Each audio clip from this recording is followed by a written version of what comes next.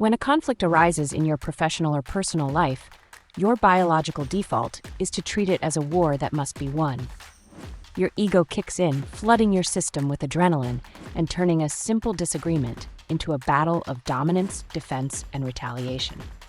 Most people fight to defend their pride, protect their identity, or prove the other party wrong.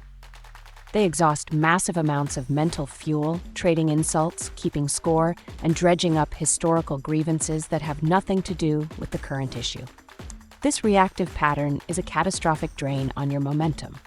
Conflict is not a battle to be won. It is a mechanical friction point that needs to be solved. High-leverage leaders do not avoid conflict, nor do they feed it with emotional drama. They treat friction as data. They step out of the emotional arena entirely and shift the paradigm from fighting each other to fighting the problem together.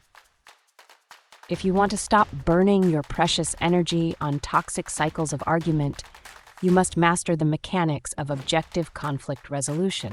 To understand how this shift in perspective can completely rewrite a toxic dynamic, look at the case study of a logistics director named Robert. Robert's department was in a constant state of warfare with the sales team over shipping delays.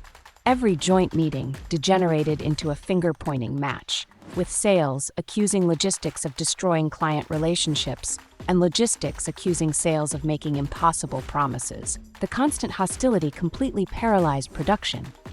Robert decided to implement an automated conflict resolution protocol.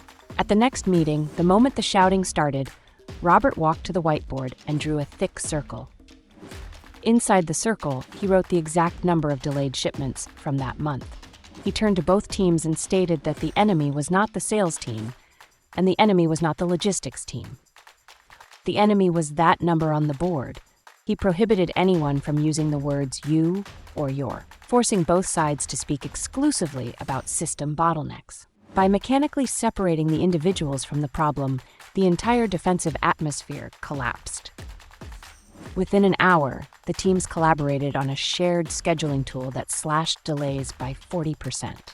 Robert didn't resolve the war by forcing a compromise. He eliminated the war by giving both sides a shared target to destroy. If you want to command this level of calm, authoritative control over your environment, you must implement hyper-realistic tips to upgrade your resolution engine. The first micro-tip is the absolute decoupling of the person from the problem. The second a conflict begins, mentally visualize your opponent sitting on the same side of the table as you, looking at the problem together. Eliminate personal pronouns that trigger the ego. Stop saying phrases like, "You always miss deadlines," or "You are being completely unreasonable." Instead, use objective neutral framing. Say phrases like, "We have a structural bottleneck with this deadline timeline," or "We have a gap between our expectations and our current data."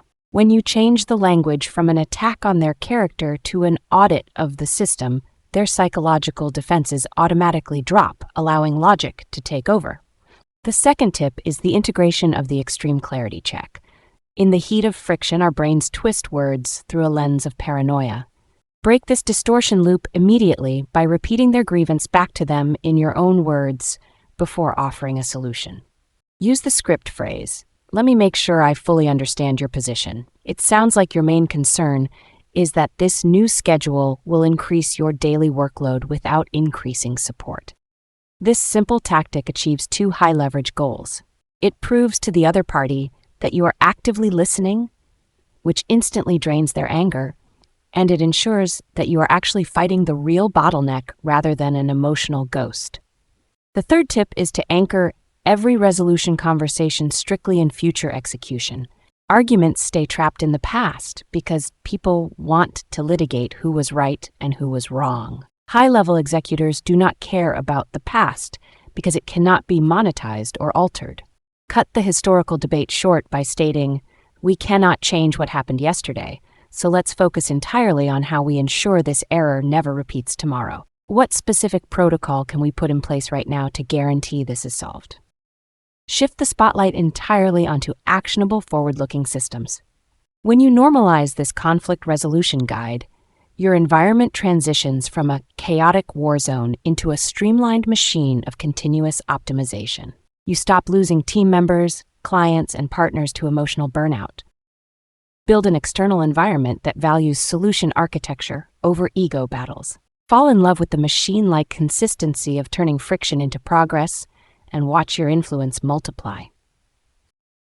If you found value in today's deep dive and are ready to stop fighting and start solving, make sure to hit the subscribe button, turn on notifications, and drop a comment below sharing how you plan to use this conflict resolution guide today. Stay disciplined, protect your focus, and keep executing the blueprint for an easy, high-leverage life.